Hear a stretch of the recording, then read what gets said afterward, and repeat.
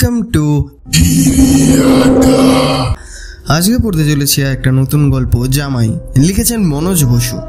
শুরু করার আগে আপনাদের বলে দিই, আমি 1000 সাবস্ক্রাইবারের দিকে আস্তে আস্তে এগোচ্ছি, তাই আপনাদের লাইক, সাবস্ক্রাইব এবং কমেন্ট আমাকে আস্তে আস্তে এগিয়ে নিয়ে যাবে আরও ভালো গল্প আপনাদের দিতে। শুরু করতে চললাম আজকের গল্প জামাই, মনোজ বসুর লেখা। অনেকদিন আগের কথা, খুলনা অবধি নতুন রেল লাইন বসেছে। একটা স্টেশন ঝিকির কাছে। শ্রাবণ মাস, সারাদিন চুপচাপ বৃষ্টি। সন্ধ্যা থেকে একটুখানি ধরেছে। রাত্রি 8:30টায় কলকাতার ট্রেনে ঝিকির কাছে এসে থামল। দুর্যোগে মোটে ভিড় নেই। জন 3-4 গাড়িতে উঠল। নামলো একটি মাত্র যুবা পুরুষ, নাম বিনোদ। কাছাকাছি সাদিপুর গায়ের মাখনলাল করের জামাই। তার ছোট মেয়ে চঞ্চলার সঙ্গে বিয়ে হয়েছে বছর 2 আগে। পুনায় থাকে বিনোদ, মিলিটারিতে চাকরি করে। সম্প্রতি বাসা পেয়েছে। বউকে নতুন বাসায় নিয়ে যাবে। 1 সপ্তাহের ছুটি নিয়ে শ্বশুরবাড়ি যাচ্ছে। এরপর ভাদ্র মাস পড়ে যাবে। শ্বশুর শাশুড়ির তখন মেয়ে পাঠাবেন না, সেই জন্যই তাড়াতাড়ি। স্টেশনে নেমে বিনোদ গেট পেরিয়ে বেরোলো। গেটে লোক নেই, কেউ টিকিট চাইল না। তাকিয়ে তাকিয়ে দেখে কোনো দিক জনমানব দেখা যায় না। আরও 2বার সে শ্বশুরবাড়ি এসে গেছে। পথ মোটামুটি জানা, তবু ভালো করে একবার স্টেশন মাস্টারের কাছে জিজ্ঞাসাবাদ করে নেবে। অফিস ঘরের দরজা ঝাঁকাচ্ছে। মাস্টারমশাই, মাস্টারমশাই। দরজা ভিতর থেকে বন্ধ, আলো জ্বলছে। মাস্টারমশাই আছেন অফিসে, সাড়া দিচ্ছেন না। শুনুন, একবারটা শুনুন মাস্টারমশাই। পয়েন্টসম্যান এলো হঠাৎ কোন দিক থেকে। গায়ে নীল কোট, তার উপর মোটা কম্বল চড়ানো। তা সত্ত্বেও হি হি করে কাঁপছে। বলে, ডাকেন কেন বাবু? মাস্টারমশাই জ্বরে বেহুশ। গাড়ির ছাড় গার্ড সাহেব আজ আমার কাছ থেকে নিয়ে নিল। উনি উঠতে পারবেন না। আমায় বলুন কি দরকার? সাদিপুর থেকে আমার এক পালকি আসার কথা। রুকুটি করে পয়েন্টসম্যান বলে, পালকি চাচ্ছেন বাবু? বলি পালকিটা বইবে কারা? বেহারা জুটবে কোথা? ম্যালেরিয়ার নতুন আমদানি। ঘরে ঘরে মেয়ে মর্দ সকলের জ্বর। 1 বাটি বার্লি বেঁধে দেবার মানুষ জোটে না। আপনার মাথায় পালকির শখ চাপলো এখন? হাসপাস করছিল লোকটা। বিনোদের সামনে সেইখানে মেঝের ওপর বসে পড়ল। বলে, আগের লোকটা মারা গেল জ্বরে। পরশু আমায় এই স্টেশনে পাঠালো। আমাকেও জ্বরে ধরেছে। কপালে কি আছে জানি নে। 2 মাসের মধ্যে বিনোদ শ্বশুরবাড়ির কোনো চিঠিপত্র পায়নি। মন বড় উতলা।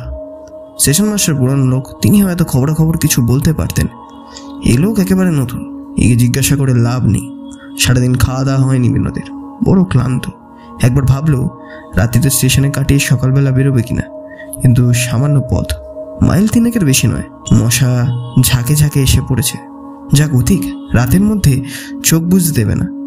তার চেয়ে কোনো রকমে পথটুকু কাটিয়ে শ্বশুরবাড়ির খাটের ওপর গদিয়ান হয়ে পড়াই ভালো। পথে নেমে পড়ল বিনোদ। হনহন করে চলেছে। হাত ঘড়িতে তখন 9টা। সন্ধ্যারাত্রি বলা যায়।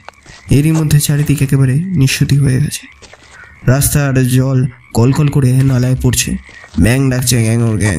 বাদুরের ঝাঁক উঠেছে মাথার ওপর। চাঁদ দেখা দিল আকাশে। মেঘ ঢাকা ঘোলাটে জ্যোৎস্না না।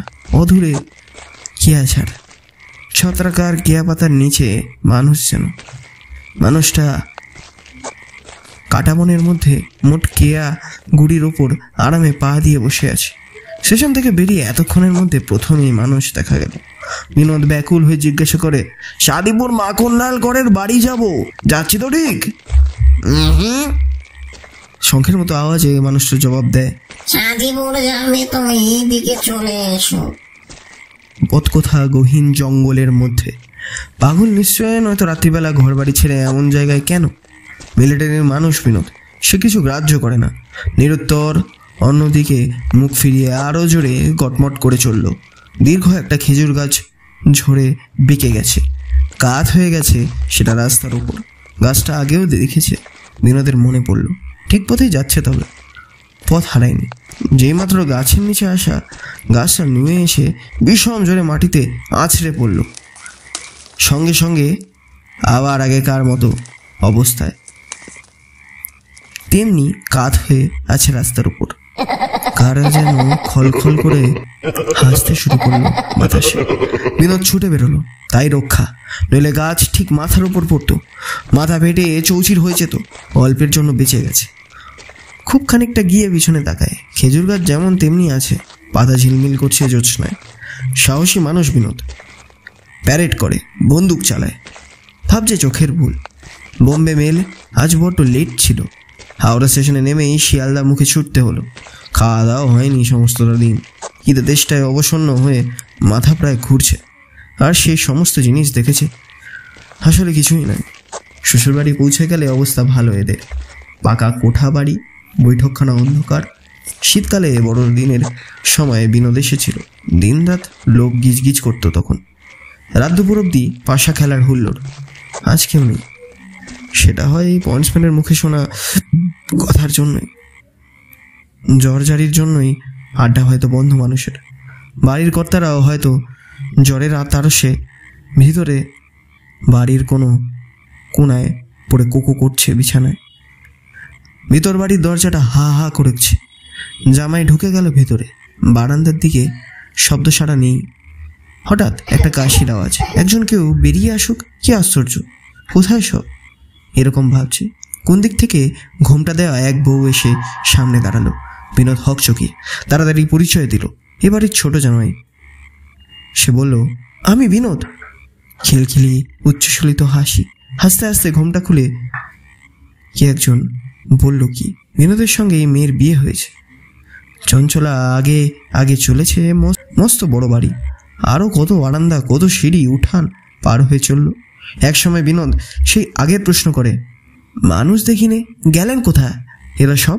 চঞ্চলা বলে, ঝিকির গাছে আমার এক পিসির বাড়ি, পিসির মেয়ে বিয়ে আজ, বাড়ি শুদ্ধ সেখানে চলে গেছেন। একবার ঢোক গিলে বলে, আমারও যাওয়ার কথা, কিন্তু জ্বর থেকে উঠে সবে কাল অন্নপথ্য করেছি কিনা। ঘরের মধ্যে এসে গেছে দুজনা। কুলঙ্গিতে প্রদীপ। প্রদীপের আলোয় বিনোদ চঞ্চলার দিকে ভালো করে তাকালো। অসুখ করেছিল, চেহারাটা বোঝা যায় না। আগে যেমন দেখে গেছে তেমনি। চঞ্চলার চেহারা ও স্বাস্থ্য চমৎকার। বিনোদ বলে, এত বড় বাড়ির মধ্যে একলা একটা প্রাণী, ভয় হচ্ছে না তোমার? একলা কেন হব, বড় দারোয়ান আর গোবিন্দ চাকর রয়েছে।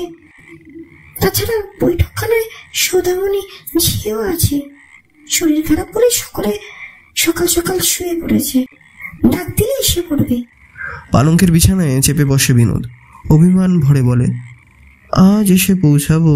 স্টেশনে পালকি রাখবার জন্য চিঠি দিয়েছিলাম। পালকি না জুটুক, স্টেশনে অন্তত বুড়ো দারোয়ানটুকুকে পাঠালে পারতে। চঞ্চলা ঘাড় নাড়ল। চিঠি পৌঁছায়নি, পৌঁছাবার উপায়ই নেই। পোস্টমাস্টার এবং পিয়ন দুটোই মারা গেছে। যে রনার ডাক বই আনতো সেও নাকি নেই।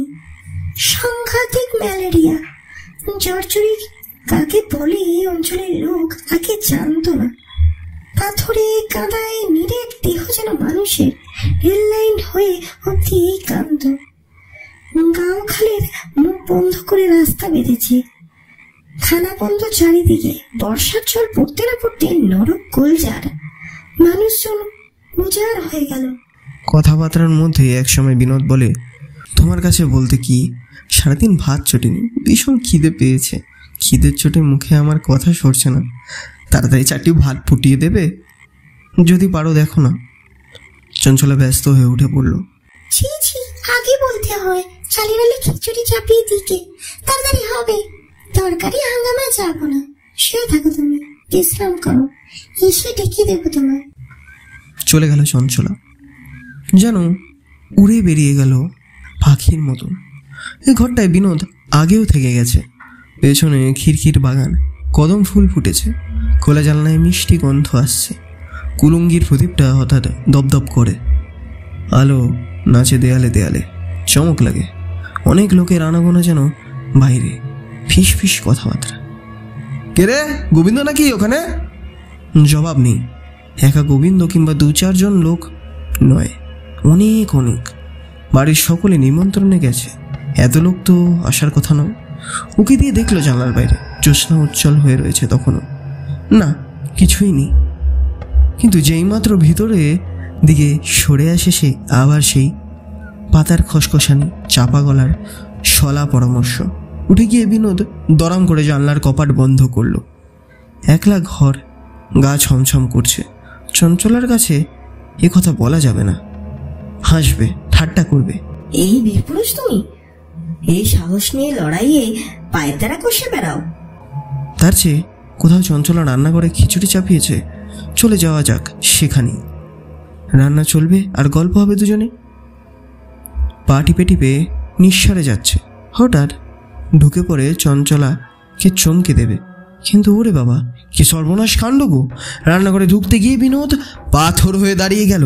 রান্না করছে চঞ্চলা, উনুন জ্বালাবার কুঠোকাঠি নেই বুঝি, সেই জন্য নিজের পা দুখানা ঢুকিয়ে দিয়েছে উনুনের ভিতরে। দাউ দাউ করে পা জ্বলছে। উনুনের ভিতরে কড়াইতে খিচুড়ি ফুটছে টকবক করে। চঞ্চলা আঙ্গুল দিয়ে আবার তুলে তুলে টিপে দেখছে সিদ্ধ হলো কিনা। গরম খিচুড়ির মধ্যে ইচ্ছে মতো আঙ্গুল ডুবিয়ে দিচ্ছে। পা জ্বলছে ওদিকে উনুনের ভিতরে। মশলা বাটবে, কোণের দিকে শিলনোড়া। চঞ্চলা উঠবার জো নেই, পা দুটো নিভে যাবে উনুনে।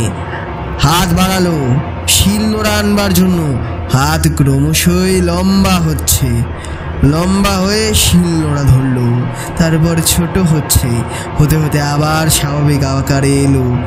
কাছে এনে শিল পেতেছে। হাত লম্বা করে তখন তাকের উপরের মশলা ডালা নামিয়ে আনলো। এক জায়গায় বসে সমস্ত হচ্ছে। ঘটর ঘটর ঘটর করে চঞ্চলা বাটনা বাটতে শুরু করলো। এবার বিনোদ রুদ্ধ নিঃশ্বাসে দেখে সব তাকিয়ে রইল। পা দুটো খুঁটির মতন অনড় হয়ে গেছে, দেখছে সে এক দৃষ্টে। খিচুড়ি নামিয়ে চঞ্চলা থালায় ঢালে, পিড়ি পেতে ঠাই করলো। জলের গেলাস দিল পাশে। পাতিলেবুর কথা মনে পড়লো। এই সময় জানলার গড়ার দিয়ে হাত বের করে দেয়। লম্বা হচ্ছে হাত, আরো আরো, হাত 50 তো হবেই। পাঁচিলের প্রান্তে পাতিলেবুর গাছ। বিনোদের চোখে দেখা আসছে।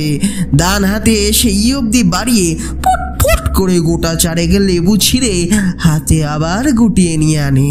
বটিতে পিঠে কেটে নিল লেবু দুটো। হঠাৎ বিনোদ যেন সংবিত পেয়ে যায়। উঠে কি পরি কি ছুটেছে শ্বশুর বাড়ির বাইরে, একেবারে রাস্তার উপর। রাস্তা ধরে ছুটছে, মানুষের দেখা যায় না, কিন্তু চারিদিক থেকে কলরব, বহু কণ্ঠ ডাকাবাকি করছে।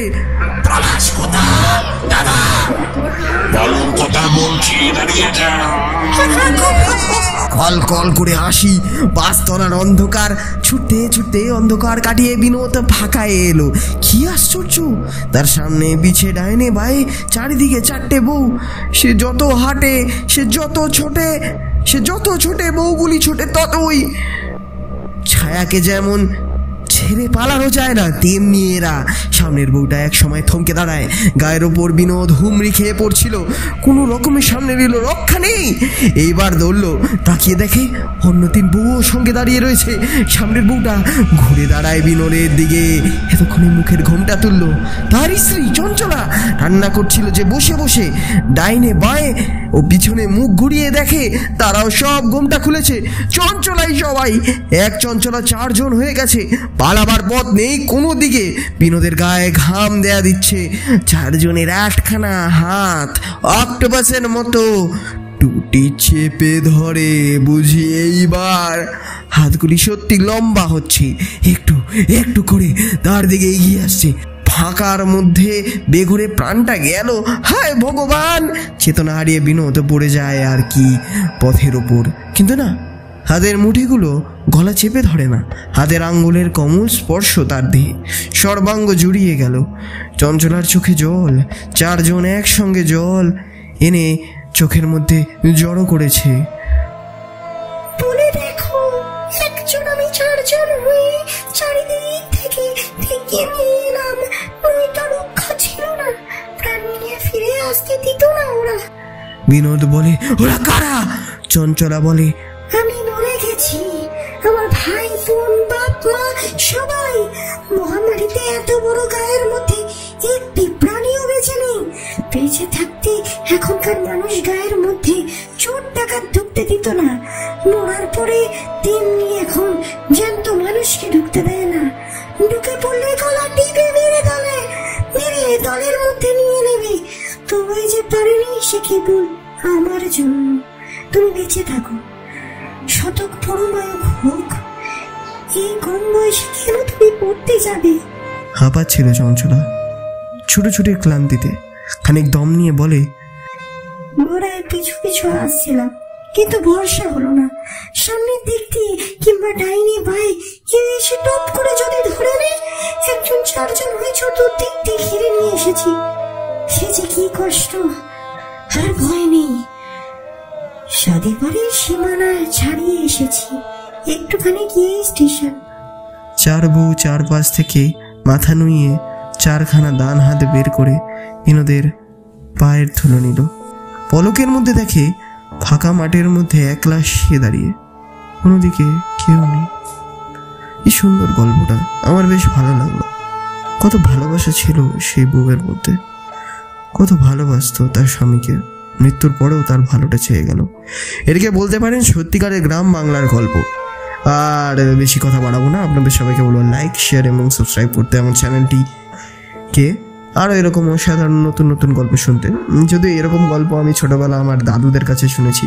আর হ্যাঁ, সাবস্ক্রাইব করতে থাকুন। আমি জানি অনেকে আপনারা দেখছেন কিন্তু সাবস্ক্রাইব করছেন না। যদি আপনারা সাবস্ক্রাইব না করেন, আমি কী করে আরও ভয়েস কোয়ালিটি বাড়াবো, কী করে আরও গল্প আনবো? এরকম ভাই কিন্তু হবে না। প্লিজ লাইক করুন, শেয়ার করুন এবং সাবস্ক্রাইবও করুন এবং কমেন্ট করে জানান আপনার কেমন লাগছে।